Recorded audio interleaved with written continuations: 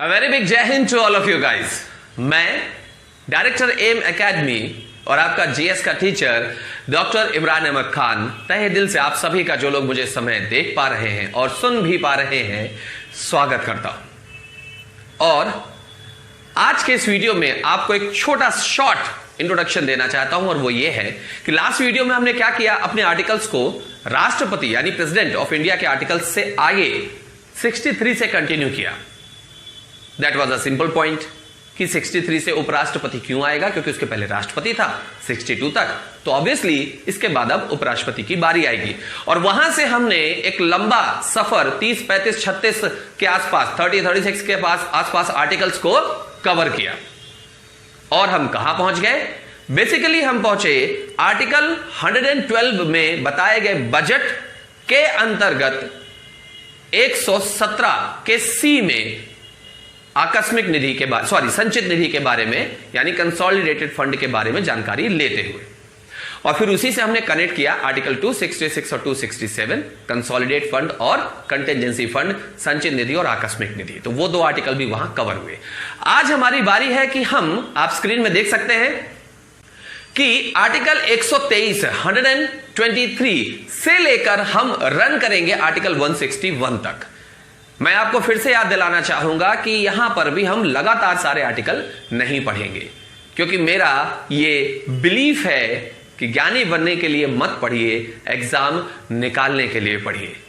और मैं आपको बता दूं कि जितना आप ये पढ़ रहे हो, ये भी किसी के लिए कवर कर पाना बहुत ज्यादा मुश्किल काम है। मैं नामुमकिन नहीं बोल सकता, क्योंकि लोगों के काम करने की और लोगों के ढांढस की, लोगों के साहस की कोई सीमा नहीं है। आए दिन मुझे एक से एक बेहतरीन एग्जाम्पल देखने के लिए मिलते हैं।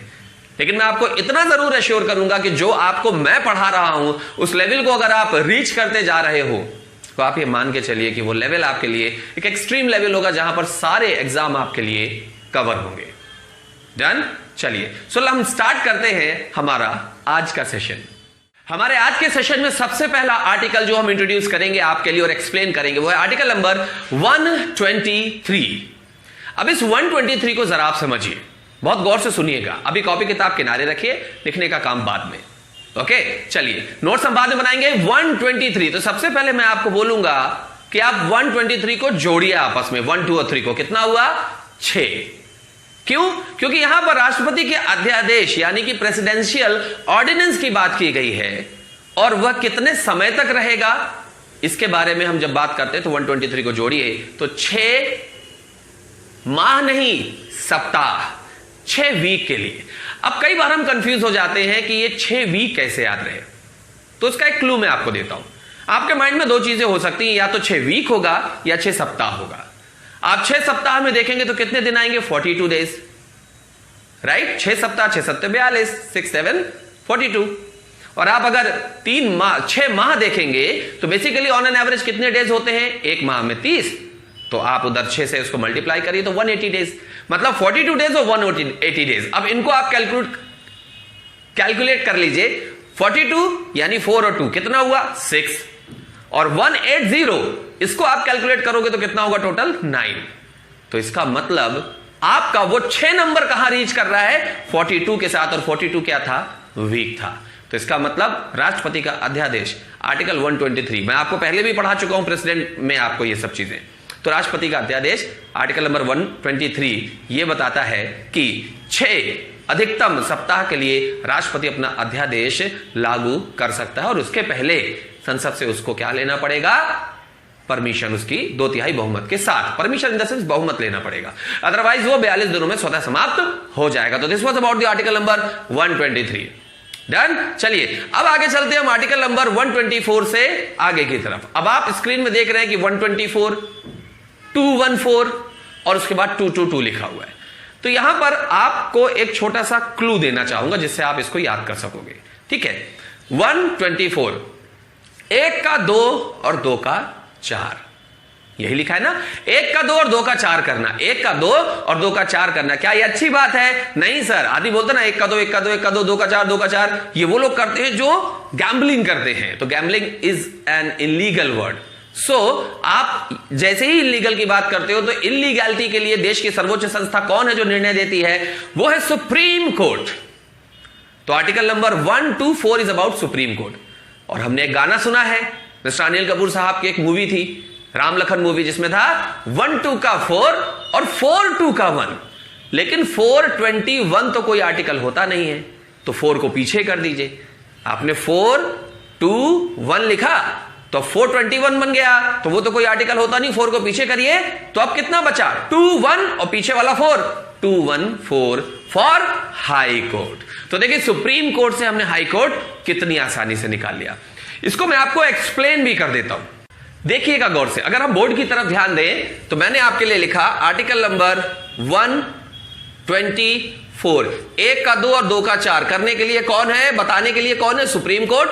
और 1-2 का 4 और 4-2 का 1। लेकिन हमारे आर्टिकल तो 421 है ही नहीं, वो तो 395 होते हैं। इसलिए ये 4 को हम क्या करें, इधर पीछे डाल दें, तो इधर सुप्रीम कोर्ट तो इधर हाई कोर्ट। समझ गया आप बात को। 214 हाई कोर्ट, 1-2 का 4 सुप्रीम कोर्ट।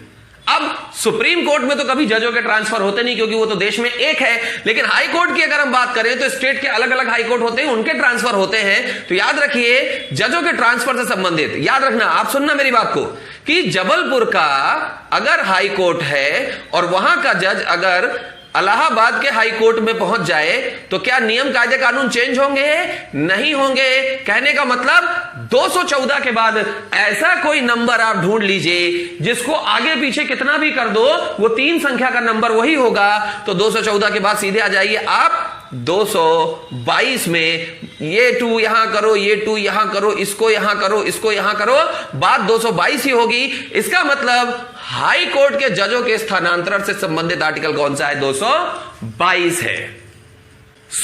आपने यहां पर यह जान लिया कि आर्टिकल नंबर 124 से सुप्रीम कोर्ट का आर्टिकल, और उसी से कनेक्ट करके हम कहां पहुंच गए, 214 में। और 214 में हाई कोर्ट के बारे में जानकारी लेके जजों के स्थानांतरण संबंधी आर्टिकल नंबर 222 में भी हम पहुंच गए। अब इसके आगे चलते हैं, हम सबसे मेन आर्टिकल्स पढ़ेंगे। इसके आगे हम चलते हैं और आप देख रहे हैं स्क्रीन में आर्टिकल लिखा हुआ है कि 124 के बाद 129 है, और वहां पर क्या लिखा हुआ है, एविडेंस कोड, यानी कि अभिलेख न्यायालय। पहले मैं आपको यह समझाना चाहूंगा कि एक्चुअली होता क्या है। ओके, चलिए इस बात को समझने की कोशिश कीजिएगा। मान लीजिए कि कहीं सुप्रीम कोर्ट में कोई मामला चल रहा है और वहां पर किसी को एक केस चलने के बाद किसी का मर्डरर घोषित कर दिया गया है।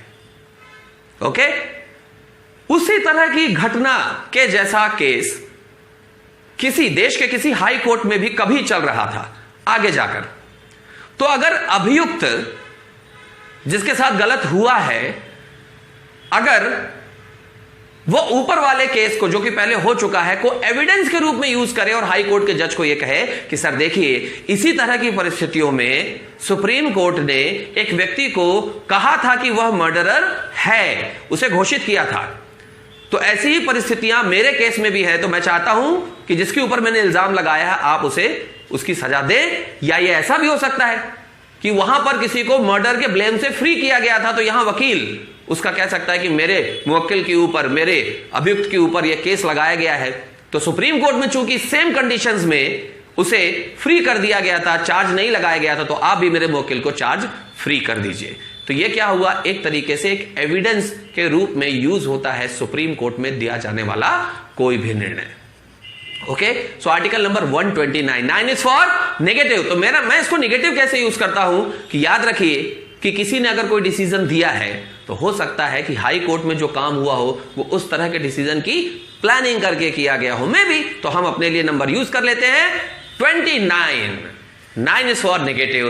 तो सुप्रीम कोर्ट का दिया गया कोई भी निर्णय एक अभिलेख न्यायालय के रूप में होगा या एविडेंस कोर्ट के रूप में सुप्रीम कोर्ट को देखा जाएगा, यह बात आर्टिकल नंबर 129 में बताई गई है। इसके आगे चलते हैं, हम अगला आर्टिकल देखते हैं। हमारा अगला आर्टिकल सीधे जंप करता है 143 में, 143। इसके बारे में भी मैं डिस्कशन राष्ट्रपति के समय पर कर चुका हूं, लेकिन अभी मैं आपको इसकी अच्छी एक्सप्लेनेशन देता हूं। ओके, चलिए बात को समझिएगा। यहां बात होती है सुप्रीम कोर्ट के चीफ जस्टिस की, यानी सीधी बात chief justice of India CJI की, और बात किसके बीच की होती है, दूसरे पोल में कौन होते हैं, president of India. President of India को सुप्रीम कोर्ट से किसी भी मामले में जानकारी या सलाह लेने का अधिकार है। यानी कि प्रेसिडेंट क्या कर सकते हैं, सुप्रीम कोर्ट के चीफ जस्टिस से सलाह मांग सकते हैं किसी भी मुद्दे पर, यह उनकी स्वतंत्रता है। अब मजे की बात सुनिएगा कि सुप्रीम कोर्ट के चीफ जस्टिस चाहे तो वहां पर सलाह दे, या अगर उन्हें लगता है कि इसका मेरे से कोई संबंध नहीं है तो चाहे मना भी कर सकते हैं। देखिए ये बड़ी बात है कि राष्ट्रपति किसी से कुछ पूछ रहा है तो उसे मना करने का अधिकार भी है, लेकिन दिया गया क्यों? कहीं ना कहीं एक और दो हिस्से हमारे देश में, हम हमेशा बताता हूं, आर्टिकल 50 कार्यपालिका न्यायपालिका। कार्यपालिका का हेड राष्ट्रपति, न्यायपालिका का head chief justice of India. तो सुप्रीम कोर्ट के चीफ जस्टिस से सलाह मांगने का अधिकार राष्ट्रपति को है, और बदले में क्या दिया गया? चाहे तो यह उसे जवाब दे और चाहे तो मना कर दे। फिर राष्ट्रपति को क्या है? अब मना कर दिया तो कोई बात ही नहीं है, लेकिन अगर इन्होंने सलाह दी तो राष्ट्रपति को भी यह फ्रीडम है कि चाहे तो वह उसे माने, चाहे तो वह उसे ना माने। यह बात है आर्टिकल नंबर 143 की तरफ। अब इसे याद कैसे करेंगे? बड़ा इलॉजिकल लॉजिक है, लेकिन अब मैं क्या करूं, मुझे लगता है यही सबसे अच्छा लॉजिक है। अच्छी बात तो समझिएगा कि राष्ट्रपति किसी से पूछे तो वो मना कर दे, मतलब बड़ा प्रेम व्यवहार है। फिर चीफ जस्टिस ऑफ इंडिया किसी को सलाह दे रहे हैं तो अगला आदमी कह रहा है कि हमको लगेगा तो मानेंगे, नहीं तो नहीं मानेंगे।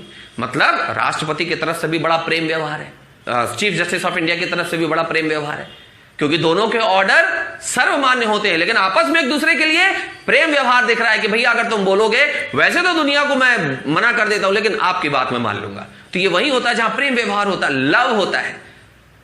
ऐसा लग रहा है जैसे राष्ट्रपति चीफ जस्टिस ऑफ इंडिया को कह रहे हैं आई लव यू, और राष्ट्रपति से चीफ जस्टिस ऑफ इंडिया क्या कह रहे हैं? Even I love you too. तो I love you, I is about 1, love is about 4 alphabet, you is about 3 alphabets, तो 143। तो 143 किसके लिए हो गया? राष्ट्रपति और चीफ जस्टिस ऑफ इंडिया के आपसी प्रेम व्यवहार के लिए, जो अधिकृत रूप से उनको व्यवहार प्रदान करता है, ऑफिशियली उन्हें उनका बिहेवियर घोषित करता है, फिक्स करता है। ओके, चलिए, तो ये बात किसकी हो गई? आर्टिकल नंबर 143 की। अब हम जंप करते हैं आर्टिकल 148 से 151। इसके बारे में मैंने आपको पहले भी बता दिया था कि ये कैग से संबंधित है, controller auditor general of India, Bharat का लेखा नियंत्रक महापरीक्षक। ओके, चलिए, बस मैं आपको इसको रिलेट करता हूं कि 148 में कौन सा नंबर लेंगे। हमेशा इकाई का नंबर लेते हैं। मैंने आपको शुरू के 2 वीडियो जो भेजे थे उसी में बताया था कि टेक्निक क्या है नंबर सिस्टम की। पहला अंक लेना है इकाई का अंक, तो 148 में इकाई का अंक क्या है? 8 नंबर किसका होता है? महिला या मां का लकी नंबर। और हमारे घर में हमारी मां ही हर चीज को ऑडिट करती है और कंट्रोल करती है, तो घर का ऑडिटर जनरल कौन हुआ? कैग कौन हुआ? मां। ठीक है, अब यह आर्टिकल 148 से 151 तक कैसे जाएंगे? बड़ा सिंपल है। 148 कैग के लिए है और CAG कैग कितने अक्षर हुए? 3, तो 148 में 3 जोड़ दीजिए, 151 तक पहुंच गए आप। So this was about the article number 148 to 151 and that is about the CAG, controller auditor general of India. चलिए, इसके बाद अब हम बात करते हैं एक बड़े सेगमेंट की, और वो बड़ा सेगमेंट है आर्टिकल नंबर 153 से लेकर आर्टिकल 161 तक, और ये सारे आर्टिकल हमको पढ़ने हैं। लेकिन याद रखिए, इन आर्टिकल्स को पढ़ने के लिए सबसे पहले यह जानना जरूरी है कि किससे संबंधित है। तो ये गवर्नर से संबंधित है, राज्य के राज्यपाल से संबंधित है। ओके, वही राज्यपाल जिसके लिए मैंने आपको शुरू के वीडियोस में बताया था कि जैसे एक देश का एक राष्ट्रपति होता है, वैसा ही कुछ एक राज्य के लिए एक राज्यपाल होता है। उस राज्यपाल की नियुक्ति राष्ट्रपति के द्वारा होती है। कैसे नियुक्ति? प्रसाद पर्यंत। वैसा ही प्रसाद पर्यंत, जैसे प्रसाद पर्यंत कौन आता है राष्ट्रपति के लिए? याद करिए आर्टिकल नंबर 76, महान्यायवादी, अटॉर्नी जनरल ऑफ इंडिया। मैं फिर से प्रसाद पर्यंत का मतलब आपको समझाना चाहूंगा। प्रसाद पर अंत हो, वो प्रसाद पर्यंत है। मतलब अगर मैं पंडित जी हूं, आप भक्त हैं, आप मंदिर में आए हैं प्रसाद लेने, तो मैंने प्रसाद उठा के दिया, तो जो दिया आप वो ले लेंगे। आप ये नहीं कहेंगे कि नहीं हमें चिरौंजी दाना दीजिए, हमें छुआरे दीजिए, हमें ये दीजिए वो दीजिए। नहीं, ये तो आप खा रहे हैं, भूख है आपको। प्रसाद वो होता है जो देने वाले की तरफ से अधिकृत रूप से जो दे दिया जाए ले लीजिए। लोग तो भभूति भी खा लेते, सिर पे लगा लेते। तो जो मिले वो स्वीकार करें, यह कहलाता प्रसाद पर्यंत। तो राज्यपाल भी क्या होता है कि राज्यपाल किस राज्य का कौन होगा, यह डिसीजन किसका होता है? राष्ट्रपति का। फिर उसकी नियुक्ति भी कौन करते हैं? राष्ट्रपति। बात समझ में आ रही है? तो उनकी नियुक्ति क्या होती है? प्रसाद पर्यंत होती है। सैलरी भी उनके लिए निर्धारित कर दी गई है, लेकिन वो संवैधानिक रूप से नहीं है, चाहे तो राष्ट्रपति उनकी सैलरी को चेंज कर सकते हैं, तो वो सैलरी भी उनकी प्रसाद पर्यंत है। और कौन व्यक्ति कब तक किस राज्य का राज्यपाल रहेगा? वैसे तो 5 वर्ष कहा जाता है, लेकिन उसे कभी भी राष्ट्रपति कम कर सकते हैं और बढ़ा भी सकते हैं, यानी जब चाहे वो राज्यपाल को उसके पद से हटा सकते हैं। तो ये क्या हो गया? ये राष्ट्रपति के प्रसाद पर्यंत किस पद की स्थापना हुई? राज्यपाल की। अब हम राज्यपाल को बार बार राष्ट्रपति से जोड़कर क्यों पढ़ रहे हैं? 2-3 चीजें मैं बोल रहा हूं, उसे गौर से सुनिएगा। पहली बात, जैसे देश में राष्ट्रपति वैसे राज्य में राज्यपाल, राइट? अगर हम सबको 100% की इंपॉर्टेंस संविधान में दे रहे हैं, तो देश का प्रथम नागरिक कहलाने वाले राष्ट्रपति को हमको 101% देना पड़ेगा। सुनिए क्या बोला मैंने? 101%। अब ये मैंने क्यों बोला कि अगर राष्ट्रपति से आपको राज्यपाल में आना है तो आप 101 को जोड़ दीजिए, जो आपको इस समय दिख रहा है 101। तो राष्ट्रपति कहां पर थे? आर्टिकल 52, 101 जोड़िए तो कितना आएगा? 153, राइट? तो ये तो आप पहुंच गए कि हम यहां कैसे पहुंचे। और दूसरी चीज, मैंने बोला ना आपको 2 चीजें बताऊंगा मैं। दूसरी चीज ये है कि आप सोचिए कि जैसे ही राष्ट्रपति किसी राज्य में आएंगे और राष्ट्रपति शासन लगा देंगे, तो मैंने आपको बताया है कि जब राष्ट्रपति शासन राज्य में लगाया जाएगा तो राज्यपाल का पावर खत्म हो जाएगा। वो किसके अकॉर्डिंग चलेगा? राष्ट्रपति के अकॉर्डिंग। इसका कहने का मतलब यह है कि जैसे ही राज्य में या जैसे ही राष्ट्रपति आएंगे, गौर से सुनना, जैसे ही राष्ट्रपति आएंगे राज्यपाल 9-2-11 हो जाएंगे। क्या हो जाएंगे? 9-2-11 हो जाएंगे। अब ये 9-2-11 क्या है? गौर से सुनना अच्छे बात को। 11, 9, 2, 11। 11 क्या है? 11 आर्टिकल थे राष्ट्रपति के, जिसमें से 2 कम करिए तो 9 आर्टिकल बचेंगे। किसके लिए? राज्यपाल के लिए। मैंने लास्ट वीडियो में भी आपको बताया था कि 11 article president of India, 9 articles governor of a state and 8 articles is about the vice president of India. Okay, so जैसे ही राष्ट्रपति आएंगे राज्यपाल 9-2-11 हो जाएंगे। तो क्लू मिल गया कि 11 आर्टिकल राष्ट्रपति के थे, तो भाई साहब राज्यपाल के 9 आर्टिकल होंगे। अब वो राज्यपाल के 9 आर्टिकल हम कैसे निकालेंगे? तो वो निकालने के लिए हमें एक्चुअली कुछ करना नहीं था। हमें एक बात पता चल गई कि 52 में हमने 101 जोड़ के 53 आ गए, 153 से हमारा आर्टिकल शुरू होगा राज्यपाल का। एक बात पता चली। फिर इसमें टोटल 9 आर्टिकल होते हैं, तो 153 से 9 कितना हो जाएगा? 161। तो ये 9 आर्टिकल की बात हो गई। 153 में 153 अगर मैंने कुछ गलत बोला हो तो मैं रिपीट कर रहा हूं, इट इज अबाउट 153, 153। 153 में 9 मत जोड़ देना, वरना वो 162 हो जाएगा। याद रखिए 153 से, क्योंकि वो आर्टिकल भी काउंट होगा ना, तो 153 को मिलाकर टोटल 9 आर्टिकल 161 हो जाएंगे। अब हमें आर्टिकल तो मिल गए, अब हमें क्या करना है? केवल ये जानना है कि कौन से आर्टिकल में क्या होगा। और अभी मैंने आपको बताया है कि राष्ट्रपति के प्रसाद पर्यंत होता है राज्यपाल का पद। तो अब हम राष्ट्रपति के आर्टिकल से ही खटाक से एकदम किसके आर्टिकल निकाल लेंगे? Governor of any state of India. Okay, let ready to get this point.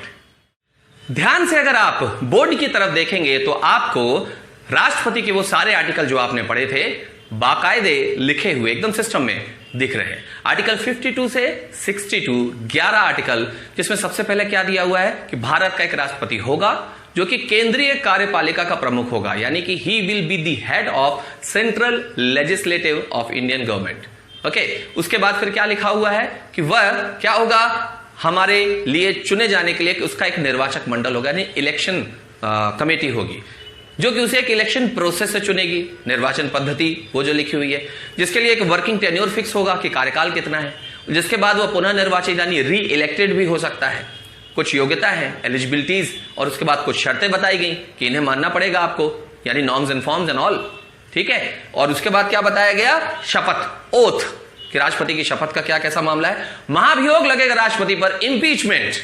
मैंने आपको यहां पर भी अभी क्लियर कर रहा हूं और पहले भी कर चुका हूं कि महाभियोग शब्द का उपयोग केवल और केवल राष्ट्रपति के लिए होता है, कहीं और यूज होगी अगर वैसी ही प्रोसेस तो कहा जाता है महाभियोग की प्रक्रिया।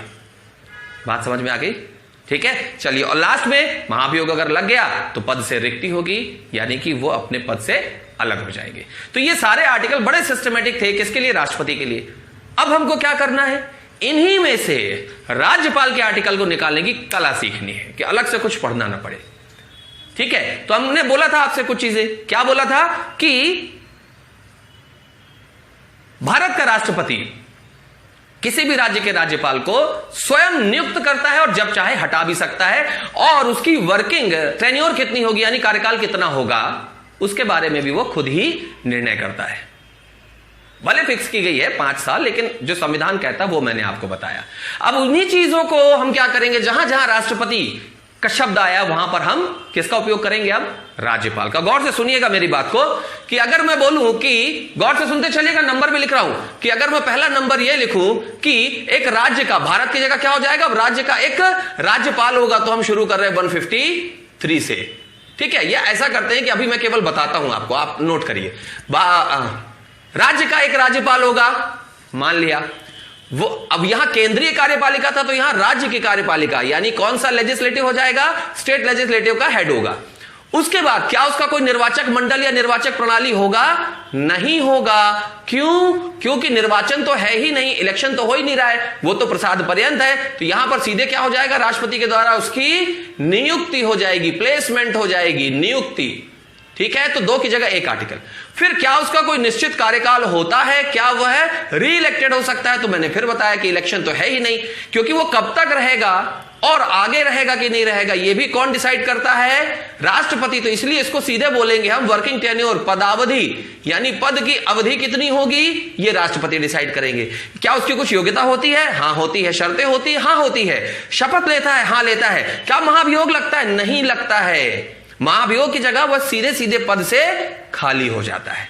तो अब हम नंबर लिखते हैं। हमने पहला लिखा 153, और कितने लिखने हैं? 9 लिखने हैं, 9, क्योंकि हमने देखा है 153 से 154, 155, 156, 157, ओके।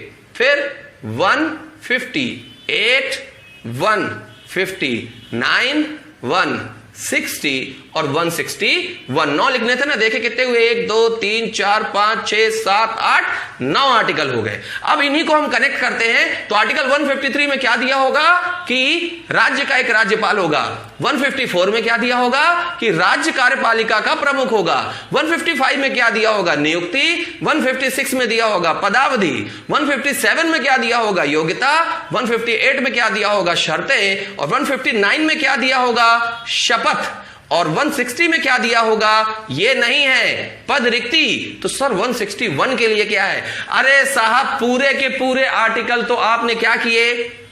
सब के सब राष्ट्रपति से कर दिया। कहीं तो राज्यपाल को कुछ दे दो। तो राज्यपाल को हमने क्या दे दिया 161 में? उसका विशेष कार्य अधिकार, यानी जितने भी और अदर ड्यूटीज हैं वो सब उसके राज्यपाल के 161 के अंतर्गत आएंगे। सो गाइस, आपने देखा कि किस तरीके से हमने राष्ट्रपति के आर्टिकल से राज्यपाल के आर्टिकल को बहुत स्मार्टली निकाल लिया। मैं दिख नहीं रहा क्या? अरे ये तो गड़बड़ हो गई। अरे क्यों नहीं दिख रहा? अरे भगवान, सामने लाओ मुझे। हाँ, तो मैं ये कह रहा था, पहले तो थैंक गॉड, थैंक यू। मैं ये कह रहा था आपसे कि हमने किस तरीके से राज्यपाल के आर्टिकल से निकालकर, सॉरी, राष्ट्रपति के आर्टिकल से निकालकर राज्यपाल के आर्टिकल्स को पढ़ लिया। आपको नहीं लगता कि यह मेहनत ऐसी मेहनत है जो आपकी एनर्जी को और आपके एंटरटेनमेंट को मेंटेन करती है? एक छोटी सी अपील आप सभी बच्चों से जो इस समय देख पा रहे हैं, मैं ये कहना चाहूंगा कि इस समय इंस्टीट्यूशन को देखिए, कोरोना टाइम सभी के लिए प्रॉब्लम वाला है, आपके इंस्टीट्यूशन के लिए भी है। इंस्टीट्यूशन ने हमेशा आपके लिए पॉजिटिविटी ही क्रिएट की है, आपके टीचर्स ने भी। तो मेरी आप लोगों से एक रिक्वेस्ट है कि जितना हो सके इंस्टीट्यूशन को सपोर्ट करिए। आपसे कुछ अलग डिमांड नहीं कर रहा है, पहले तो वो आपको केवल पढ़ा रहा है जो कि आपकी जरूरत है।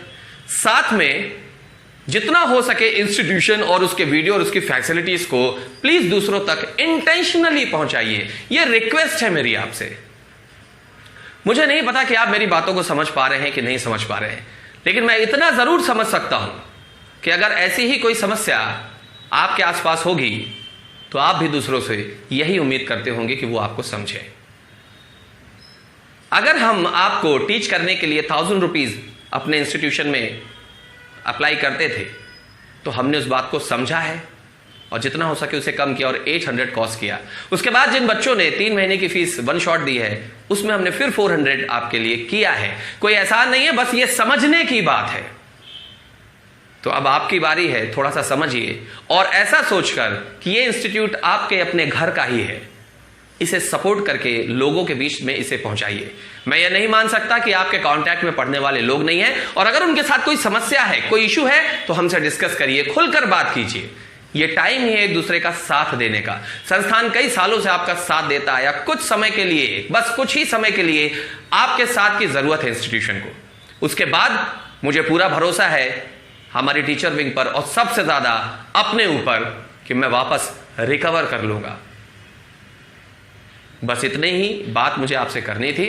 इसके अलावा तो मैं हमेशा प्रे करता हूं कि आप स्वस्थ रहें, मस्त रहें और कोशिश करें कि जितना हो सके अपने घर पे रहें। Take care of yourself, take care of your lovely family and take care of your career including your institution. Thank you so much. जय हिंद टू ऑल ऑफ यू।